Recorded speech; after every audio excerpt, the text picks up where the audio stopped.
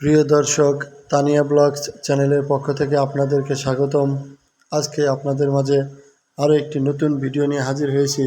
আশা করছি অবশ্যই এই ভিডিওটি শেষ পর্যন্ত দেখবেন। আপনারা দেখতে পাচ্ছেন আমরা বাড়িতে কিভাবে ছাগল পালন করি। খুব সহজেই এই ছাগলগুলোতে কিন্তু খুব সহজেই বাড়িতে চাষ করা যায়। চাইলে কিন্তু আপনারাও খুব সহজেই এরকমভাবে ছাগল পালন করতে পারেন। ছাগল পালনে কিন্তু তেমন কোনো খরচ হয় না এবং ছাগল পালনে অনেক বেশি লাভ হয়ে থাকে।